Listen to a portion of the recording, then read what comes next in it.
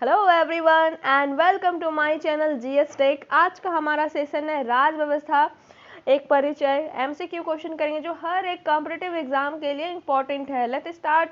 First question is संसदीय लोकतंत्र वह है जहां 3 कथन दिए हुए हैं, इसमें से चूज करना है।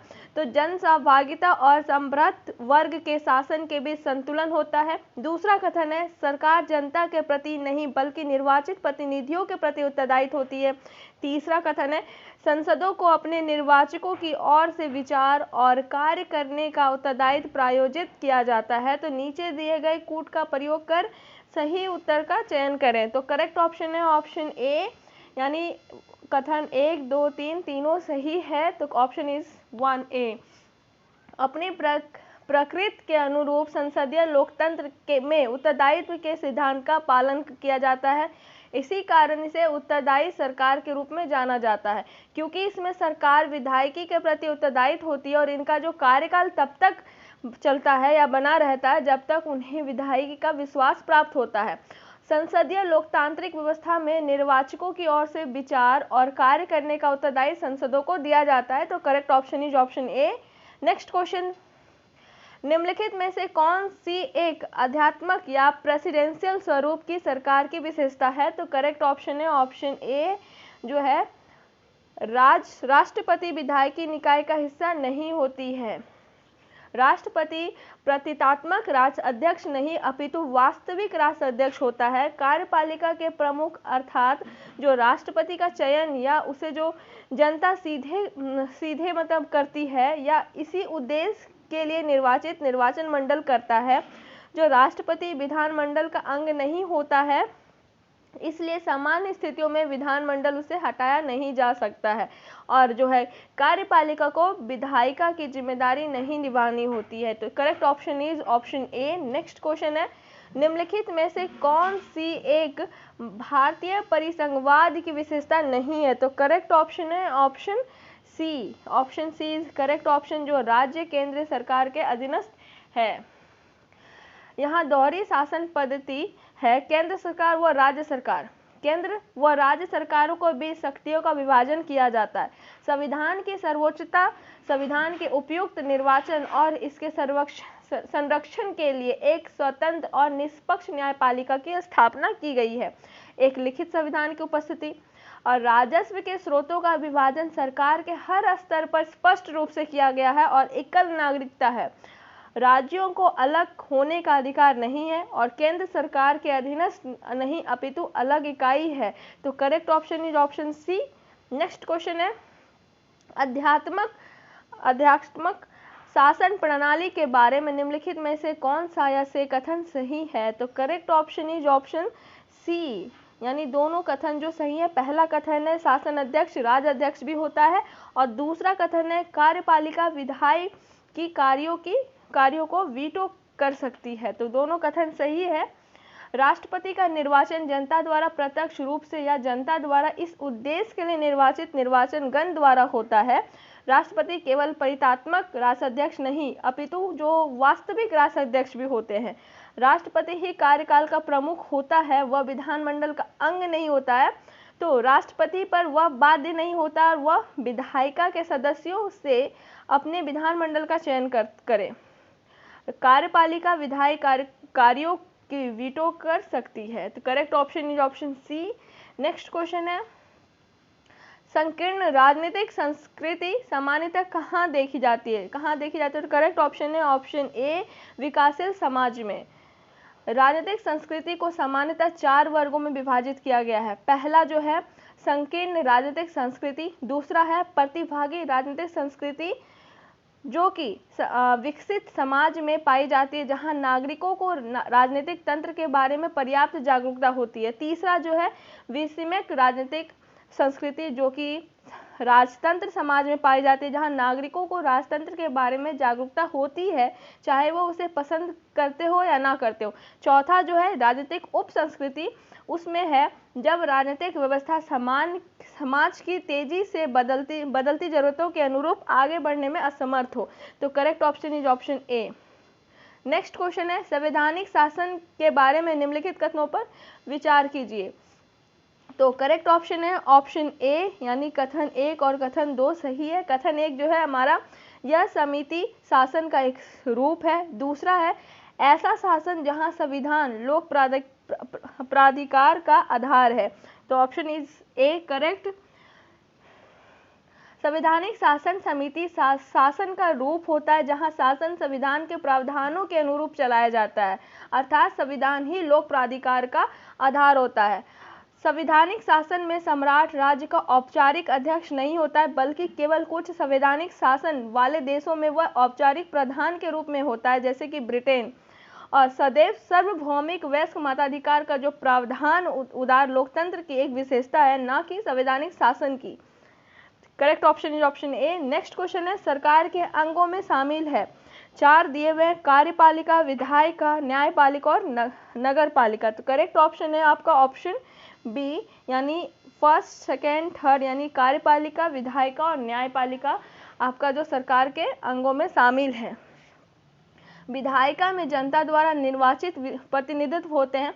कार्यपालिका ऐसे समूहों का समूह है जो कानून लागू करने व शासन चलाने का काम देखते हैं। न्याय की व्यवस्था जो है न्यायपालिका द्वारा की जाती है। संविधान में इन तीनों को ही सरकार का अंग माना जाता है। तीनों में जो है कार्यपालिका, विधायिका और न्यायपालिका। नेक्स्ट क्वेश्चन है निम्नलिखित कथनों पर विचार कीजिए।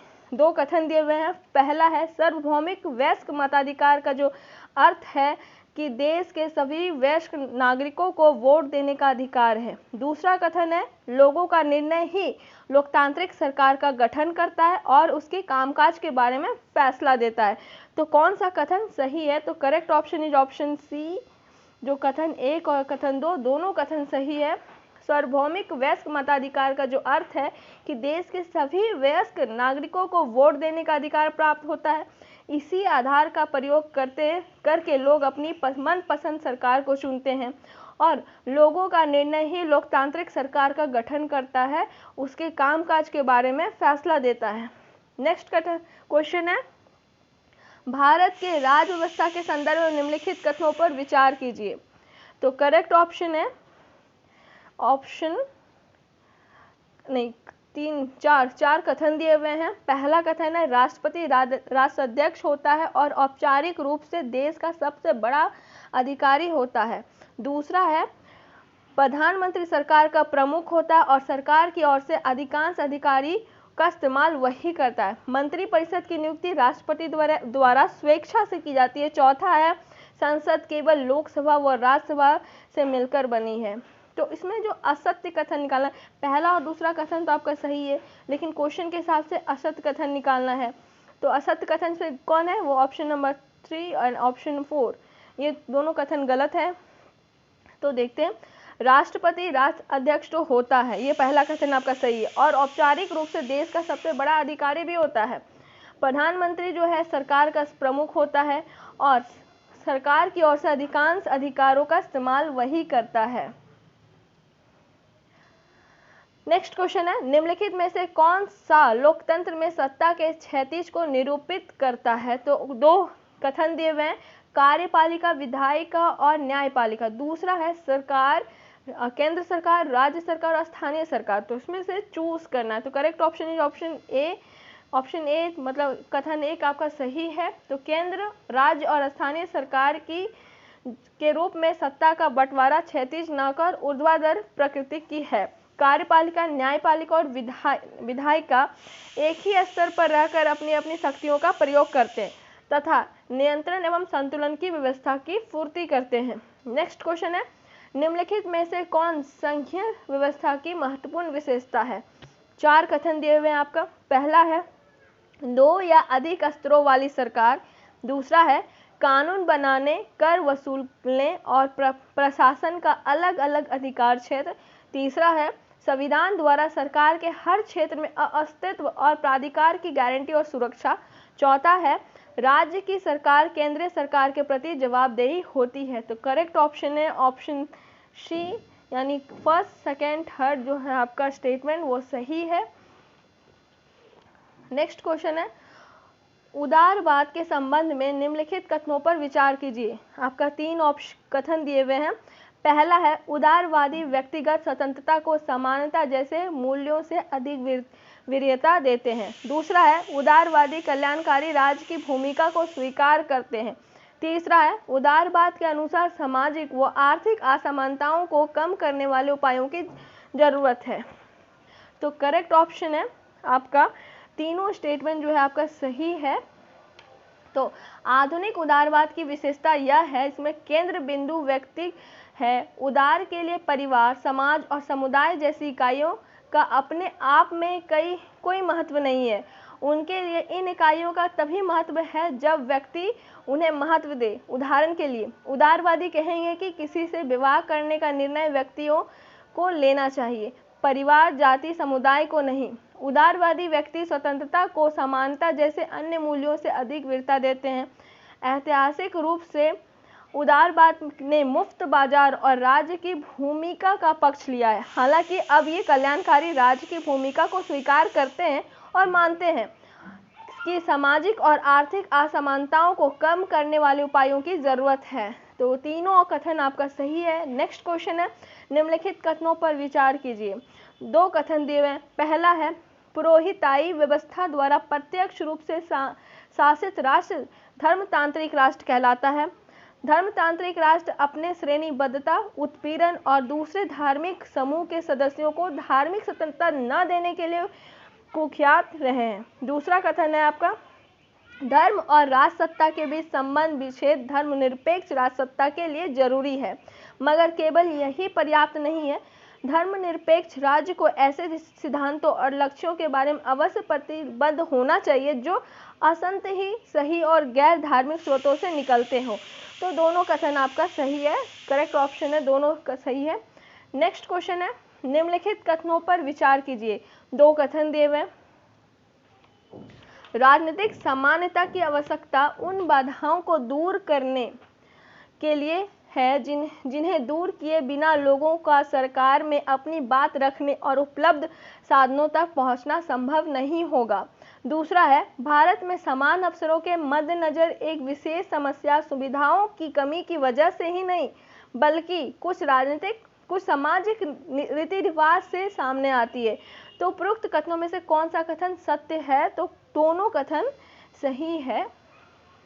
नेक्स्ट क्वेश्चन है, निम्नलिखित कथनों पर विचार कीजिए।